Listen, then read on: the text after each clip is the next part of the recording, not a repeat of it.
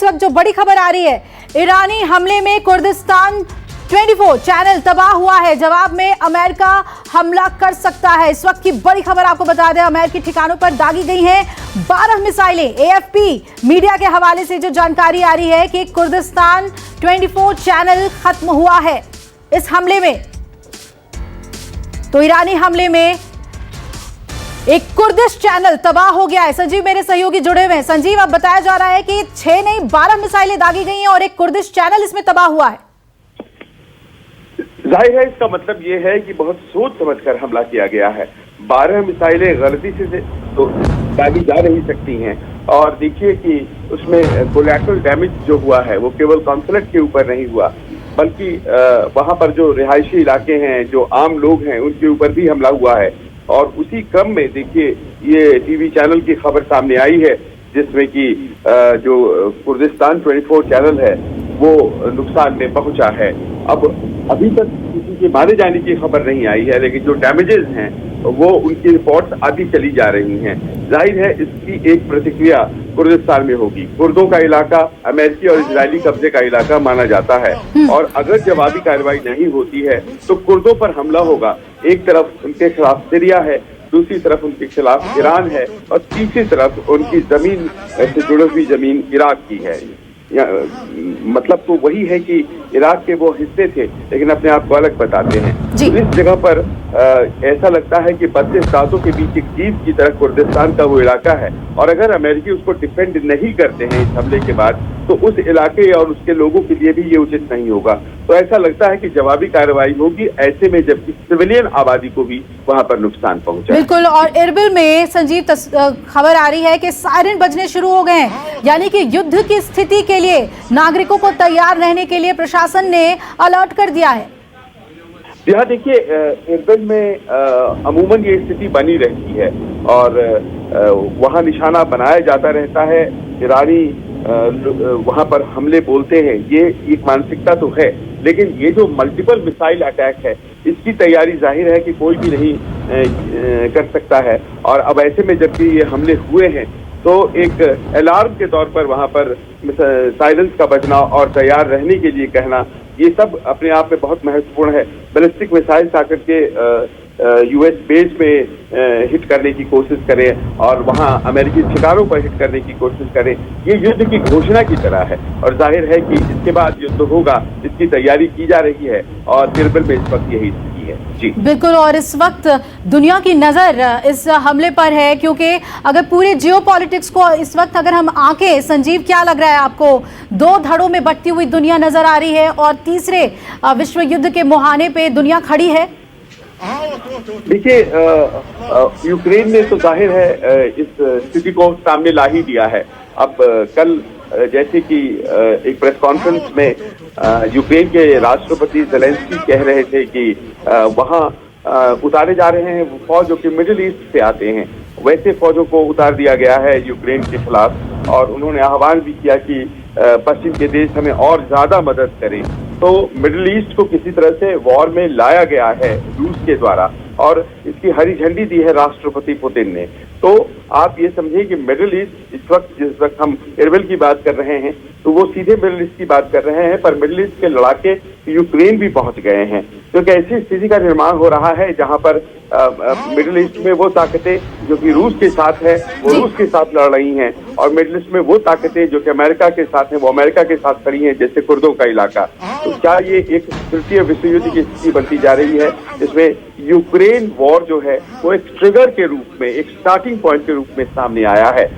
ये कहना थोड़ा प्रीमेच्योर होगा, लेकिन ये जरूर है कि चीजें उसी ओर इशारा कर रही हैं। जी। और आज पूरी तरीके से नजर बनी रहेगी जिस तरीके से ये हमले हुए हैं, उसके बाद क्या ईरान इन हमलों को और एग्जैजरेट करता है, बढ़ाता है, और दूसरी तरफ अमेरिका क्या कदम उठाएगा?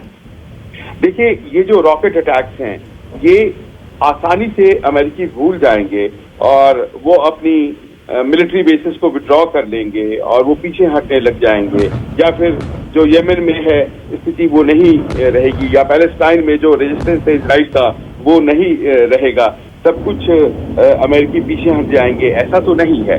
अमेरिकी उस इलाके में मौजूद हैं और उनके ऊपर हमला अगर होता है तो उसका जवाब बहुत ही जबरदस्त दिया जाता है, माकूल जवाब दिया जाता है वॉशिंगटन के द्वारा। और हम उम्मीद यही कर सकते हैं कि कुछ घंटे बीते हैं, एक बड़े कंसिडर्ड तरीके से जवाब दिया जाएगा। भले ही लोग हाथाहाथ नहीं हुए हैं, लेकिन सिविलियन नागरिक ठिकानों पर हमला है, अमेरिकी कॉन्सुलेट पर हमला है, और कहा यह जा रहा है कि जो अमेरिकन बेस वहां पर बनाया हुआ है एयरपोर्ट पर एयरबिल के, उसके ऊपर हमला करने की कोशिश थी। तो कुल मिलाकर के ये युद्ध का आह्वान है ईरान की तरफ से, और इसका जवाब अमेरिका देगा, ये तय है। जी बिल्कुल, अब नजर इसी पर रहेगी कि अमेरिका की तरफ से क्या जवाब आता है, अमेरिका इस हमले को कैसे लेने वाला है। एक्सक्लूसिव तस्वीरें हम आपको लगातार दे रहे हैं और दिखा रहे हैं, और संजीव इस पर पूरी जानकारी हमें देते हुए किस तरीके से अब जो 6 मिसाइलें दागी गई हैं, ये खबर सामने आ रही थी, लेकिन अब जो अपडेट आ रहा है उसके मुताबिक 12 मिसाइलें दाग दी हैं ईरान ने इराक के इरबिल पे। और न सिर्फ यूएस कॉन्सुलेट बल्कि वहां के एक मीडिया संस्थान यानी कुर्दिस्तान 24 चैनल को भी निशाना बनाया गया है। ये एक्सक्लूसिव तस्वीरें आप देख रहे हैं जब धमाके हुए और लगातार धमाकों से दहल गया इरबिल, और अब वहां पर युद्ध के सायरन भी लगातार बज रहा है। और ये यहाँ पर अक्सर होता है, जैसा कि संजीव बता रहे हैं कि युद्ध की स्थिति हमेशा ही बनी रहती है। संजीव, अगर हम कुर्दिश फाइटर्स की बात करें, जिस तरीके से उन्होंने खुद को डिफेंड किया है, अब उनके लिए ये बहुत ही चैलेंजिंग सिचुएशन है। कैसे लड़ते हैं, कैसे खुद को डिफेंड करते हैं?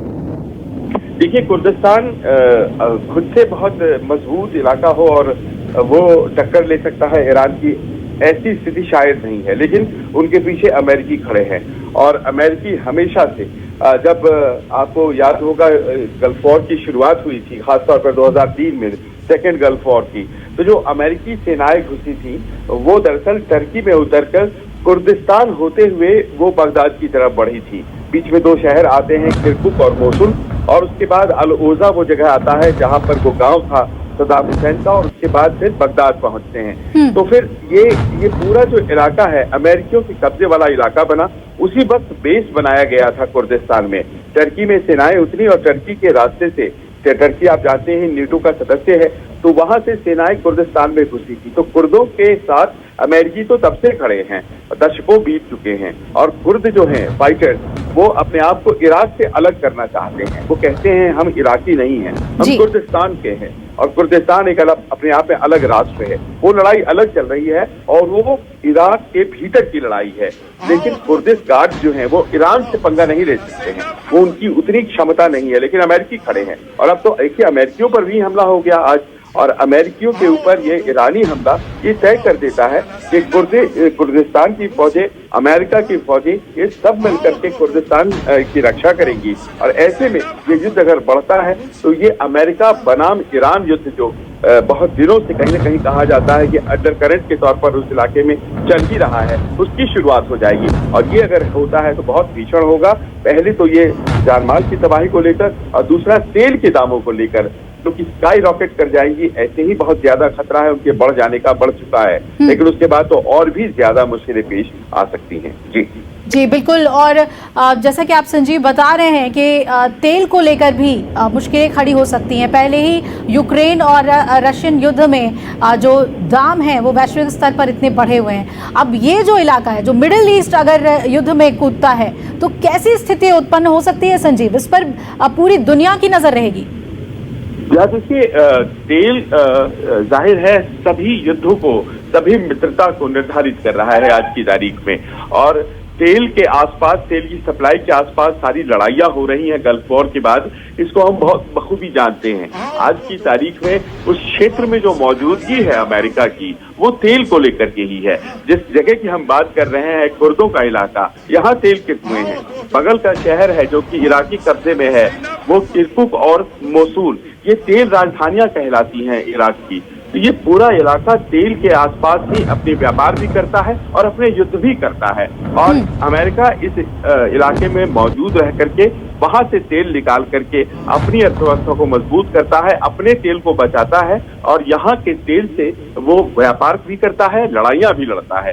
तो ऐसा लगता है कि ये तेल के आसपास की जो लड़ाई है ये बहुत बातचीत से आसानी से रुक जाएगी, ऐसा नहीं है। ये लड़ाइयां तो चलती रहेंगी। फौरी तौर पर ये हमला जो है इसे कैसे नेगोशिएट करता है अमेरिका, क्योंकि जवाबी कार्रवाई कर देने से ही काम नहीं चल जाएगा। अगर ये लड़ाई बड़ी हो जाती है तो फिर अमेरिका के लिए भी नुकसान हो जाएगा और वर्ल्ड इकोनॉमी के लिए तो बिल्कुल हो जाएगा, क्योंकि $110 प्रति बैरल के आसपास आज की तारीख में तेल के दाम है।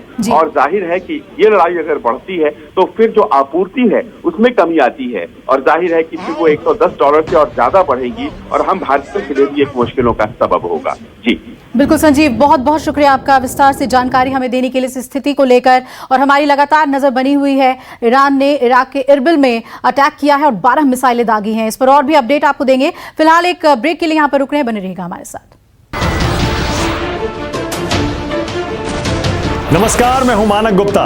अगर आपको हमारा ये वीडियो पसंद आया हो तो इसे लाइक और शेयर जरूर करें और हाँ, हमें सब्सक्राइब और फॉलो करना ना भूलें ताकि आप देश और दुनिया की कोई खबर मिस ना करें। तो जुड़े रहिए हमारे साथ और देखते रहिए न्यूज़ 24।